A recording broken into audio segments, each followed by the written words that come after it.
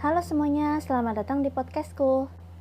Jadi di podcastku ini, aku akan membahas tentang buku yang berjudul Ensiklopedia Sejarah dan Budaya.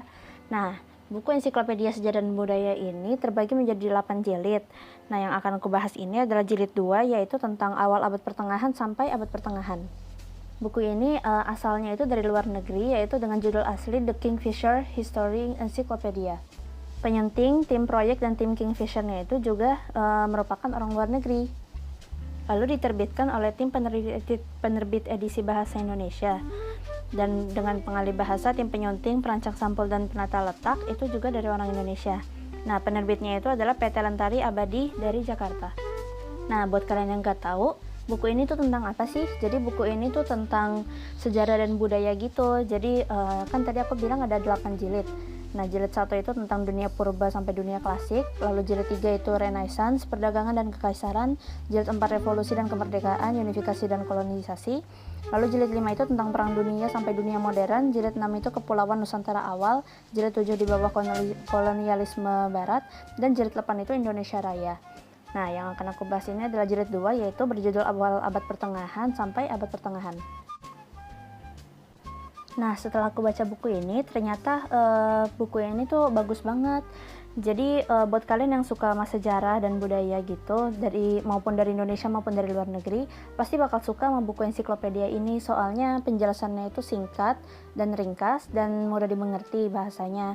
Lalu setiap penjelasan itu juga terdapat di atas halamannya itu ada periode-periode tahunnya, jadi kita gampang untuk menghafal periode tahun segini sampai segini. Dan karena di atas itu ada periode tahunnya, maka yang disajikan di buku ini itu peristiwa-peristiwa pada awal abad pertengahan sampai abad pertengahan itu secara berurutan. Dengan berurutan kayak gini, mungkin kita bakal mudah buat ngingat-ngingat lagi sejarah-sejarah yang ada di dunia. Walaupun penjelasannya ringkas, tapi isi buku ini lengkap banget, mulai dari kekaisaran Bizantium, kehidupan biara, Cina dinasti Sui dan Tang, sampai yang paling akhir itu adalah sains dan teknologi pada tahun 1101 sampai 1460. Jadi di podcast ini mungkin aku akan menjelaskan secara ringkas saja isi dari buku ini, ada isinya apa aja. Mungkin aku akan mulai dari sekilas dunia yang berada di halaman 98. Jadi di sini dikisahkan sekilas dunia itu dari 501 sampai 1100, yaitu setelah runtuhnya kekaisaran Romawi, muncul berbagai negara dan bangsa baru di Eropa. Kehidupan mereka diatur oleh gereja dan sistem sosial yang ketat, yang kemudian disebut feodalisme. Lalu antara Eropa dan Timur Jauh terdapat satu kawasan besar yang dihuni sebagai berbagai bangsa pemeluk agama yang sama, yaitu Islam. Lalu lebih ke utara, negara-negara Slavia seperti Rusia dan Bulgaria juga terbentuk. Pada saat itu, dalam bidang budaya dan ilmu pengetahuan, Cina masih lebih maju dibanding bagian dunia lainnya. Jadi pengaruh Cina menyebar di seluruh Asia, termasuk ke Jepang, di mana kesenian berkembang dengan pesat. Lalu di Amerika Utara, kota-kota pertama sedang dibangun dan peradaban Toltec berkembang di Meksiko. Lalu di Amerika Selatan terbentuk berbagai kerajaan besar seperti kerajaan Huari. Kontak di antara peradaban dunia sangat terbatas. Hanya beberapa negara saling berdagang. Lalu Islam perlahan meluas ke seluruh Afrika bagian utara melalui kegiatan perdagangan dan penaklukan militer. Oh iya, sebelum aku lanjut, aku juga mau kasih tahu ke kalian kalau buku ini tuh nggak cuma tulisan doang. Jadi di sini tuh juga banyak banget gambar yang menjelaskan tentang apa yang dijelasin di buku ini. Dan gambarnya itu benar-benar bagus dan nggak terlalu ramai juga dan nggak terlalu dikit juga.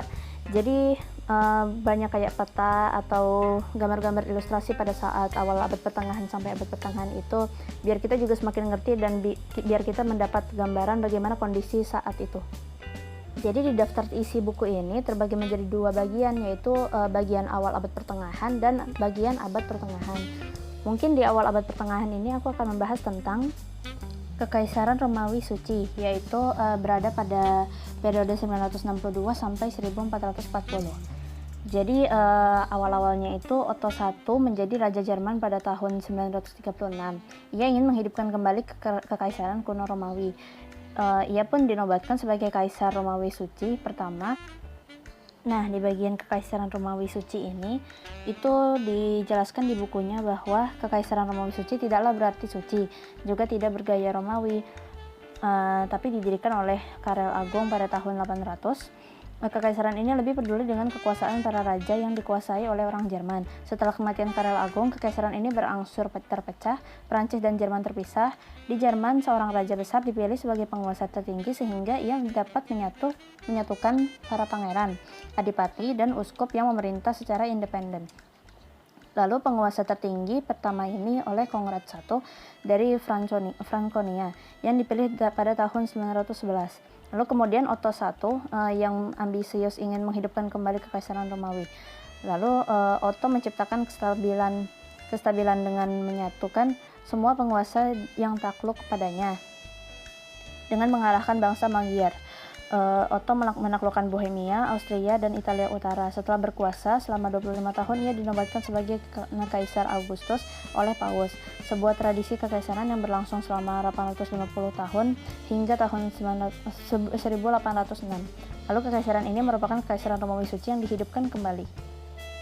Nah, di halaman ini dijelasin juga nih di bukunya, kayak paus itu siapa dan kaisar itu siapa saja, lalu para bangsawan di masa itu siapa saja, dan di sini juga ada seperti pohon kekaisarannya gitu. Jadi ada kaisar, ada paus, ada bangsawan, ada rohaniwan tinggi, ada biarawan, ada prajurit, ada petani, dan ada pekerja. Seperti yang disampaikan oleh buku ini, pekerja ini merupakan yang kasta yang paling bawah dan kaisar ini merupakan kasta yang paling atas. Jadi paus itu adalah di bawahnya kaisar, tapi paus ini kedudukannya itu lebih besar daripada bangsawan dan rohaniwan tinggi. Nah, para bangsawan itu biasanya mendukung kaisar dalam menghadapi paus, tetapi terkadang mereka memberontak. Para prajurit biasanya mendukung para bangsawan yang memberikan mereka tanah, sedangkan para petani dipekerjakan oleh prajurit dan bangsawan. Sementara itu, para biarawan mendukung para pejabat gereja sebagai pendukung paus. Ini merupakan hubungan feodal, yaitu seseorang memberikan kesetiaan dan pajak sebagai imbalan atas perlindungan, tanah ataupun hak. Setiap orang terikat pada hubungan feodal di dalam masyarakat pada saat itu. Nah, sekarang kita masuk ke bagian abad pertengahan, yaitu dimulai dari 1101 sampai 1460. Sekilas dunia dari abad pertengahan adalah selama periode ini perdagangan antar wilayah membuat pengetahuan manusia tentang banyak bagian dunia lainnya semakin bertambah. Lalu perjalanan ke berbagai wilayah sekaligus juga ikut menyebarkan wabah pes, yaitu yang biasa disebut dengan Black Death, yaitu wabah penyakit yang disebabkan oleh kutu dan tikus-tikus kapal. Di Eropa, bencana wabah pes membunuh 1/4 penduduk benua. Tapi aku tidak akan membahas sampai tentang wabah pes sampai dalam. Di sini aku akan lebih membahas tentang perdagangan Eropa. Jadi disimak ya. Nah, kita masuk ke perdagangan Eropa yang dimulai dari 1100 sampai 1450. Jadi selama awal abad pertengahan itu, tatanan perdagangan baru berkembang di Eropa. Muncul banyak pedagang dan bankir yang memengaruhi keputusan para raja. Nah, awal abad pertengahan itu bagi Eropa merupakan masa pertumbuhannya. Jadi kayak jumlah penduduknya makin banyak. Habis itu semakin banyak tanah yang bisa diolah untuk bisa menghasilkan bahan pangan. Lalu juga ini mendorong surplus hasil pertanian untuk perdagangan. Terus kota-kota juga bertumbuh besar. Nah, pameran dagang rutin diadakan di berbagai tempat seperti di Troyes, Lyons, Antwerp, Frankfurt, Leipzig, London, Krakow, dan Kiev.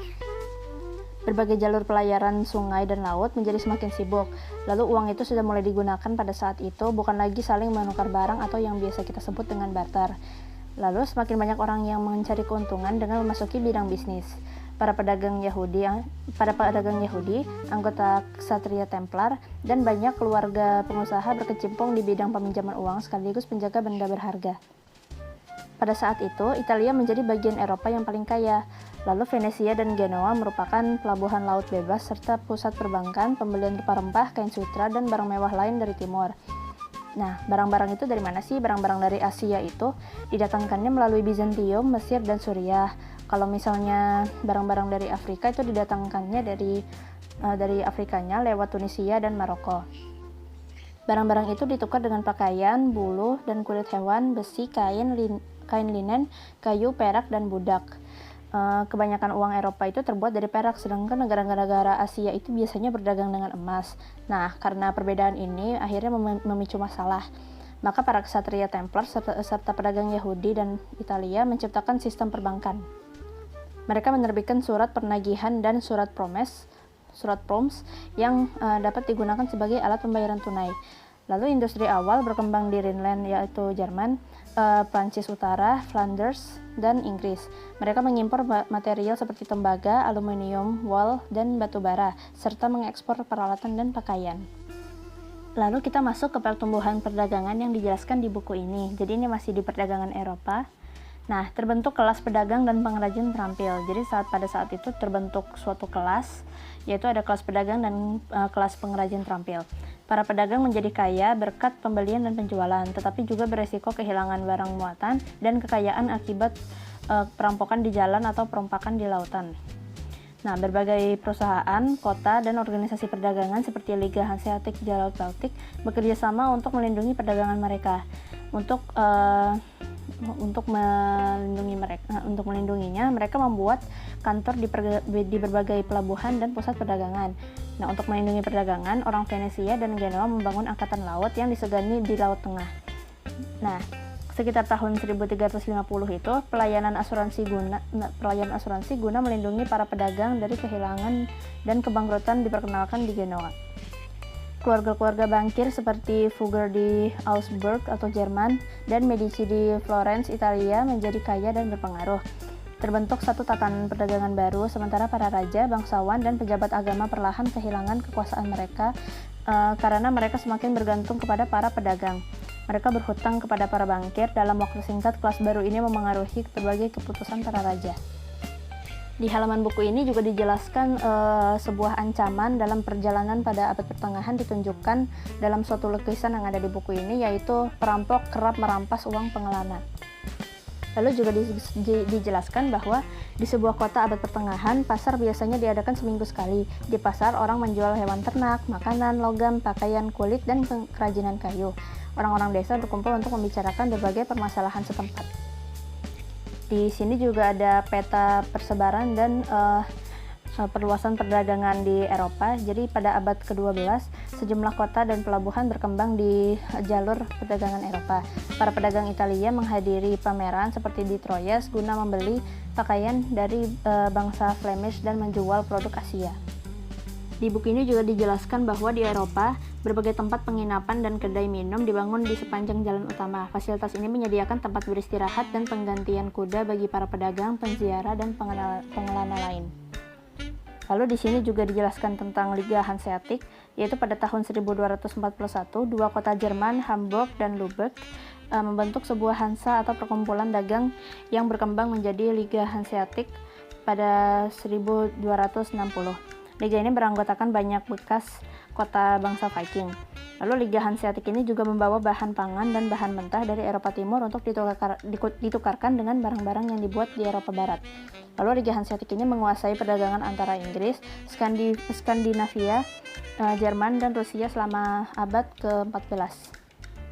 Lalu para pedagang Liga Hanseatic ini menggunakan kapal kokoh seperti untuk membawa barang antar pelabuhan di Baltik dan Atlantik. Lalu Liga ini mendirikan banyak gudang, sistem bea cukai, dan perbankan, serta pembangunan pertahanan. Buku ini tuh bagus banget maupun dari luar maupun dari dalam. Isinya tuh juga bagus dan gampang dimengerti, dan isinya tuh walaupun singkat, seperti yang aku bilang di awal, walaupun singkat tapi lengkap banget isinya dan peristiwa-peristiwanya itu berurutan. Jadi buku ini tuh buku ensiklopedia sejarah dan budaya. Ini pasti digemari oleh kalian yang suka sejarah atau suka abad pertengahan. Jadi yang aku review ini kan jilid 2 ya. Nah, jilid 2 ini tuh tentang abad pertengahan dan abad pertengahan. Jadi mungkin kalian yang suka banget sama sejarah dan budaya pada awal abad pertengahan sampai abad pertengahan, itu cocok banget buat beli buku ini dan baca buku ini. Ya, mungkin sampai situ dulu podcast untuk kali ini.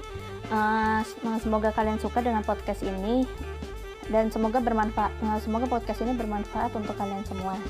Terima kasih telah mendengarkan podcast ini. Sampai jumpa lagi di lain waktu dan bye bye.